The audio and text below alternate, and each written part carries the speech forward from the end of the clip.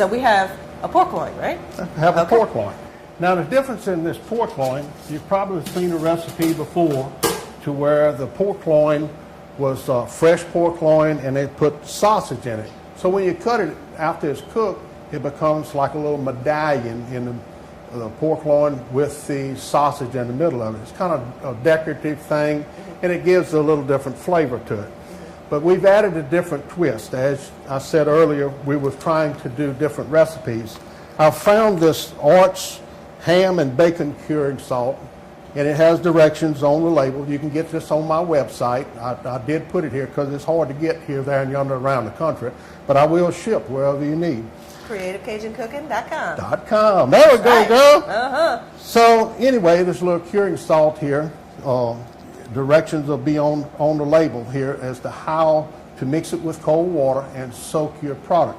So it takes 3 to 4 days of soaking, and it makes the pork actually turn into ham when you cure it. Sure. The hams that you buy in the store is cured the same kind of way. Normally the chefs that does the sausage stuffed pork loins hadn't thought about the ham thing, but I got to be different. That's right. So it's kind of like pickled pork, huh? Kind of like a pickled pork. Right. But I tell you what, brining is all the rage. Everybody's brining their turkeys before they fry them and all that kind of stuff. So if you ever want to try something with a brine, this is going to be a good one because it's a pretty simple recipe. Right? Correct. Now we have a pork loin laid out, and we'll run this knife up through the middle of it and try to open it up big enough without cutting myself on the other side. And then we're going to take one link of sausage and cut it in half. So we've got 2 pork loins we're going to do. Jimmy, is that French settlement sausage with the dust in it? We got French settlement sausage, and I brought some of my dust and rub over there, and that's what they're mixing and making my sausage. It ain't normal. It's all the Boston butt roast. It's like having smoked pork roast in a tube. I like it. Whole different animal. Now remember that sausage that's up inside, you'll have some of the loin like on the end that doesn't have the sausage in it. When you cook it, you'll have a little bit back here, and you can have a little gap in the middle where your sausage come together. And there again, it depends on the size of the hog as to the size of the loin that you have. Here's the piece of sausage, and we're going to shove it up in the pork loin. I have a piece of PVC pipe. It looks like another Jimmy Babin invention right there. Invention, there you go. It's an invention thing.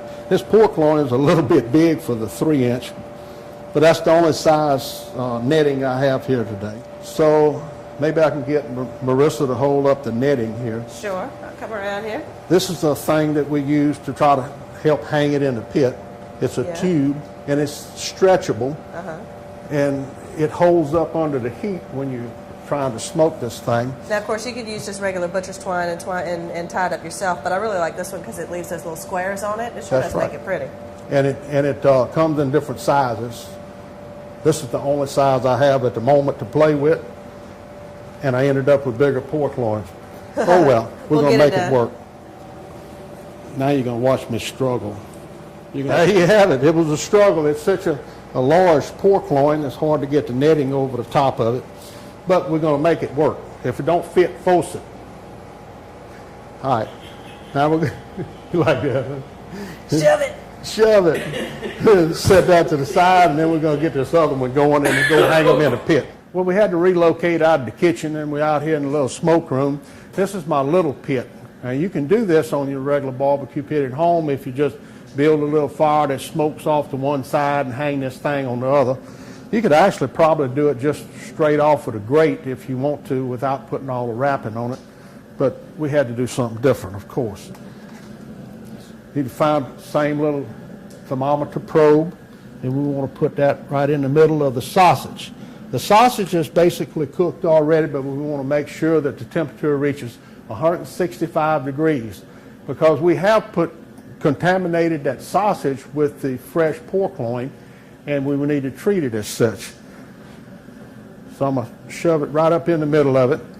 And we're going to, in this pit, I got these trusty little rods, and I can hang both of these loins close together on a rod. Then go to the pit. In this pit, we have a propane fire, a burner that's burning on top of the wood in a little firebox that I have on the back. And so we're going to maintain around a 200 to 250 degree temperature in this pit while this thing is smoking. And as you see, I put a little foil on the next level down in case something does happen, that it falls for some reason or other, earthquake happens, anything can take place nowadays. South Louisiana, you never know what's going to happen. That's it. South Louisiana, that's all about something going to happen. And this is such a small pit, Jimmy. I mean, I don't know how you can work with such a little bitty pit. Well, I got to do what I got to do. We could be on the one on that 53-foot trailer and really show off, you know. On this one, I have thermometers on the door.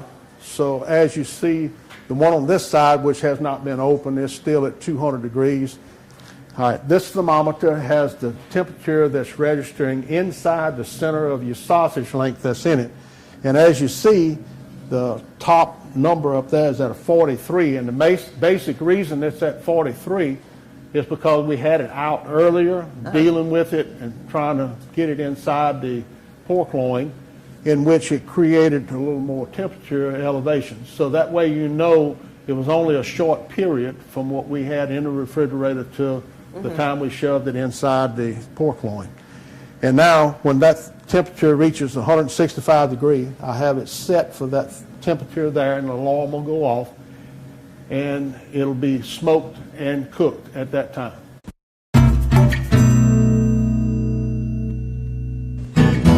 Welcome back to the Outdoor Kitchen Show. Today we've been on location at Creative Cajun Cooking with Jimmy Babin, and he's got some sausage stuffed pork loins for us.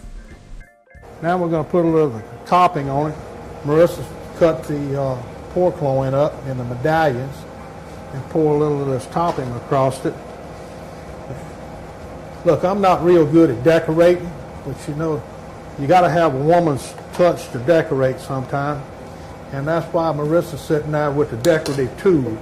Got a little green onions here. Ah. And of course, he wanted to leave that in the middle so you could see the sausage in the middle of the pork loins. Yeah. All right, Sean, you're a taste tester. Tell us how it is. Oh, it's a double. It's a double. No, Jimmy, you've been hitting home runs all day, I tell you. Had a good luck charm right here.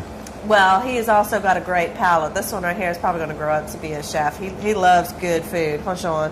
That's good stuff. I think we're going to grow him up to be a food critic. Something, yeah. That's right. If I send you in a restaurant somewhere, you can do an article on it.